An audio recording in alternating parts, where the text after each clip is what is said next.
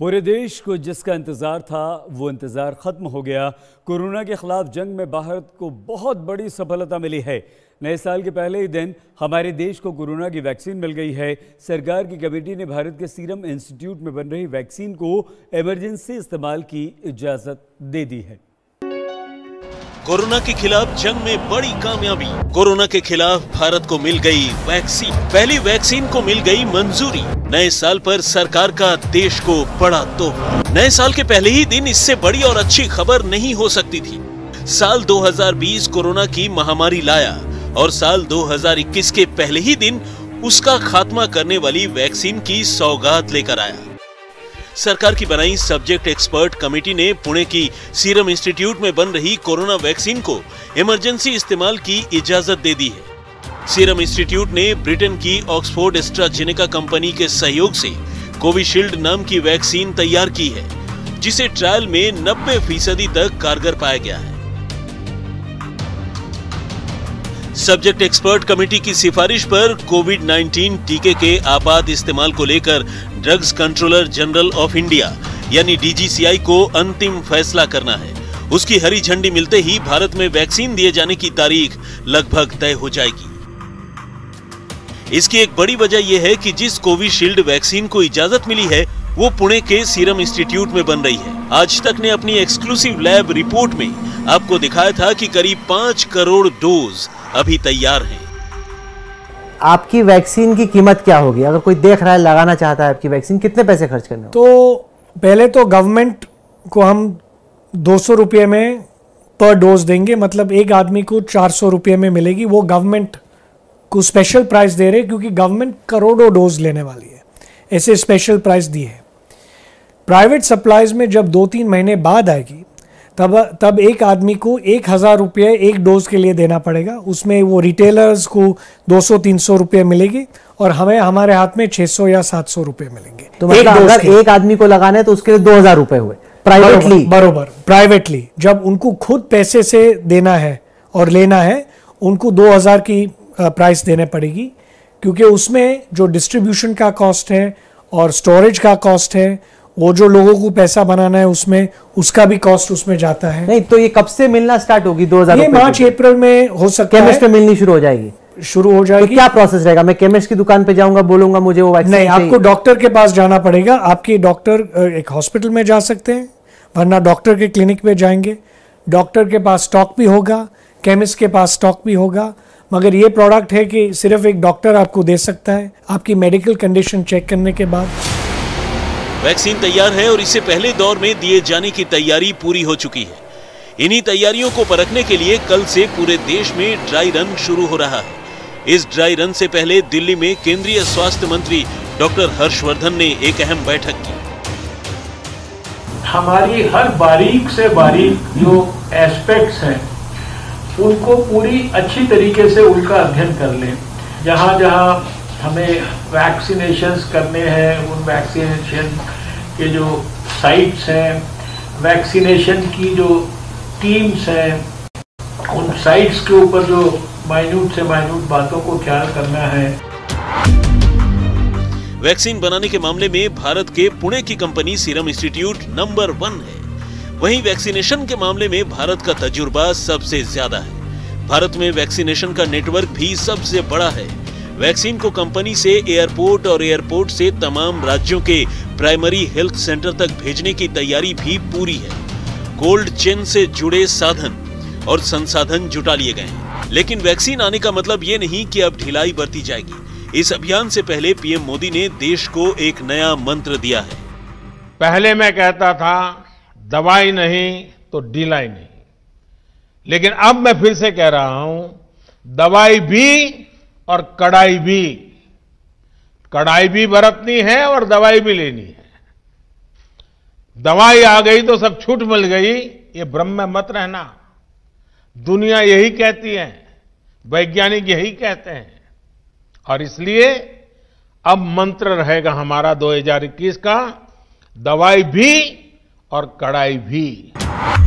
तो अब दवाई के साथ भारत कोरोना के खिलाफ सबसे निर्णायक लड़ाई लड़ने वाला है। दिल्ली ने कड़ाके की ठंड और भयंकर कोहरे के साथ नए साल का स्वागत किया। दिल्ली में न्यूनतम तापमान ने ऐसा गोता लगाया कि 14 साल का रिकॉर्ड टूट गया।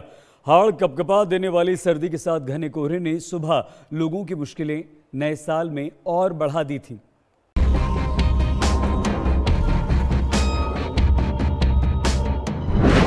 दिल्ली पर सर्दी का सबसे बड़ा हमला।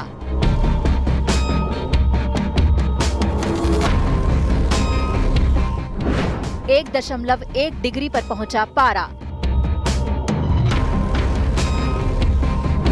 14 साल का सबसे सर्द दिन।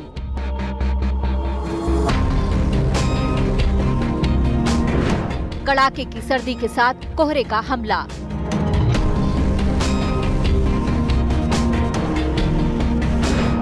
दिल्ली में मौसम का डबल अटैक। सड़कें गुम, इमारतें गुम, गली मोहल्ला सब गुम। नए साल में गुम हो गई दिल्ली।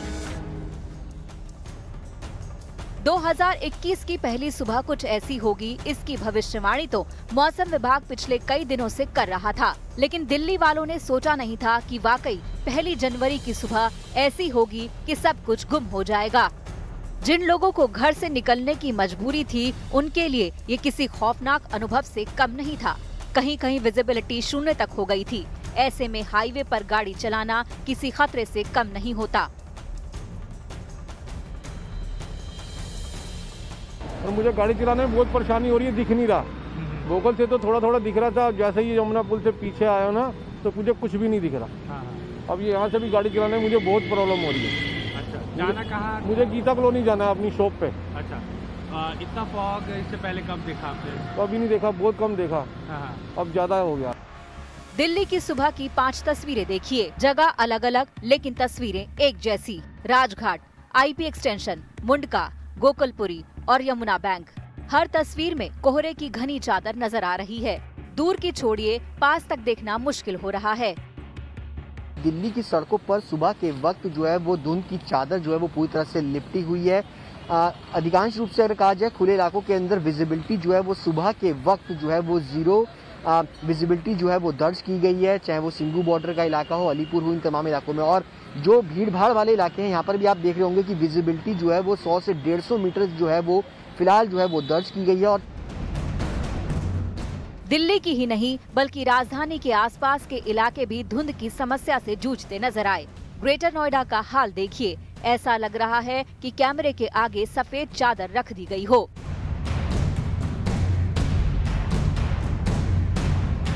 डीएनडी और दिल्ली नोएडा बॉर्डर का हाल भी बुरा नजर आया। घने कोहरे ने सड़क पर निकले लोगों का बुरा हाल कर दिया।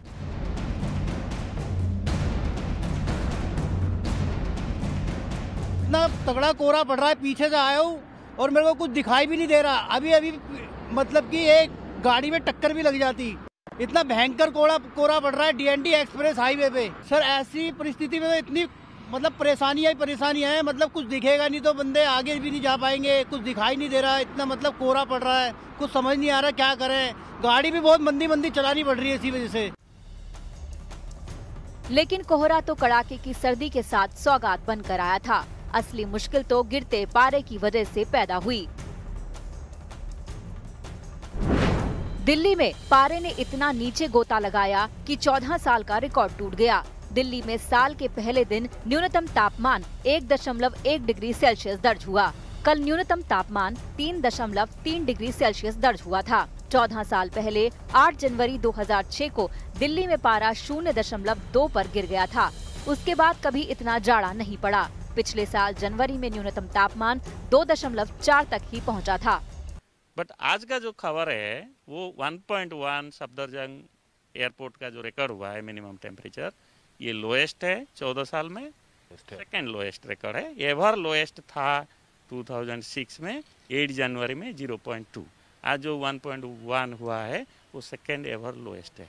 और सबसे लोएस्ट रिकॉर्ड जो एवर लोएस्ट है, अगर हम 1901 ऑनवर्ड जो रिकॉर्ड देखें तो 1935 जो है वो माइनस जो टेम्परेचर था आपके सामने -0.6 16 जनवरी 1935। दिल्ली में सर्दी लगातार नए रिकॉर्ड बना रही है। 18 दिसंबर को अधिकतम तापमान 15.2 डिग्री सेल्सियस दर्ज हुआ था, जो सबसे कम अधिकतम तापमान था। मौसम विभाग के मुताबिक पिछले महीने दिल्ली में औसतन न्यूनतम तापमान 15 साल का दूसरा सबसे कम था। दिसंबर में न्यूनतम तापमान का औसत 7.1 डिग्री सेल्सियस दर्ज हुआ था, जबकि पिछले साल दिसंबर में ये 7.6 डिग्री सेल्सियस था।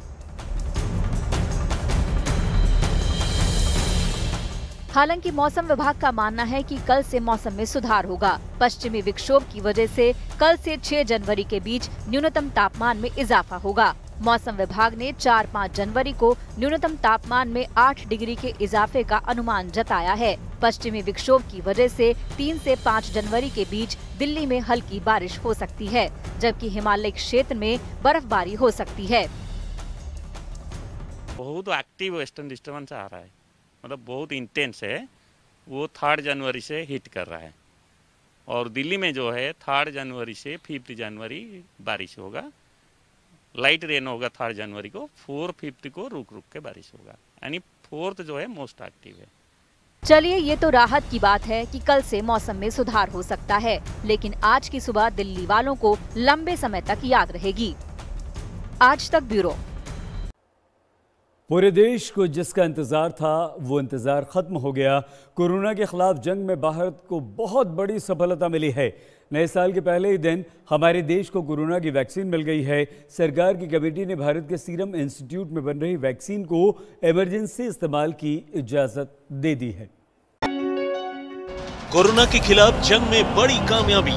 कोरोना के खिलाफ भारत को मिल गई वैक्सीन। पहली वैक्सीन को मिल गई मंजूरी। नए साल पर सरकार का देश को बड़ा तोहफा। नए साल के पहले ही दिन इससे बड़ी और अच्छी खबर नहीं हो सकती थी।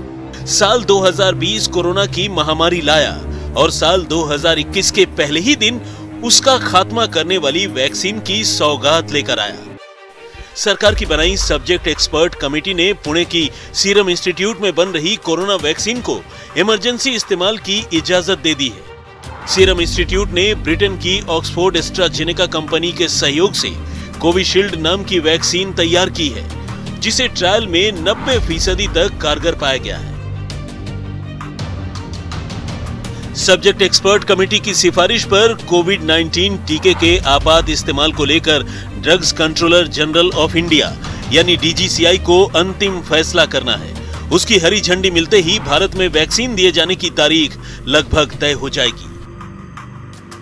इसकी एक बड़ी वजह यह है कि जिस कोविशील्ड वैक्सीन को इजाजत मिली है वो पुणे के सीरम इंस्टीट्यूट में बन रही है। आज तक ने अपनी एक्सक्लूसिव लैब रिपोर्ट में आपको दिखाया था कि करीब 5 करोड़ डोज अभी तैयार हैं।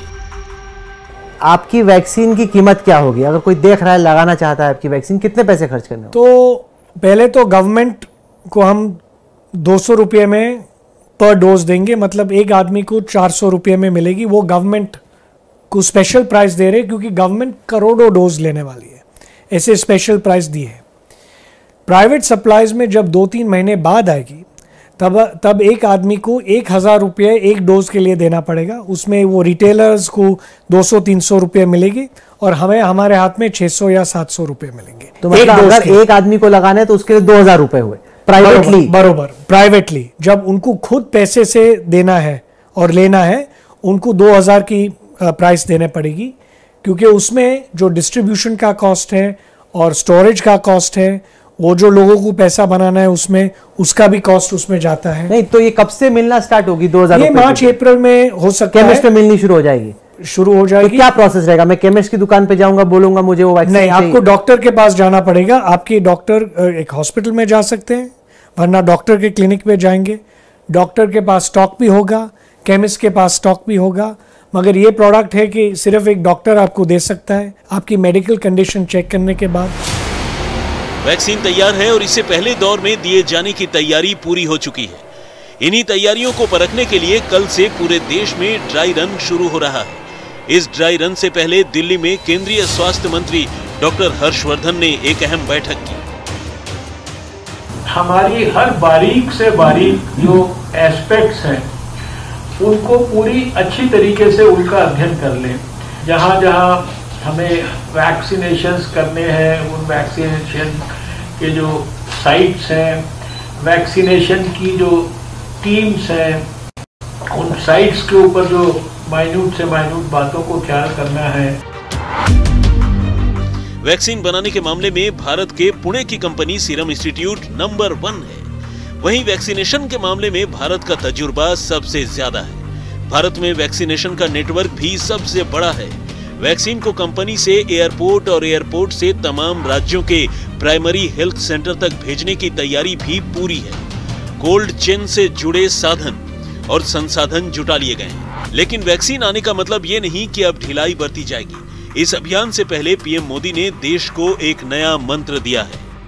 पहले मैं कहता था दवाई नहीं तो ढिलाई नहीं, लेकिन अब मैं फिर से कह रहा हूं दवाई भी और कड़ाई भी।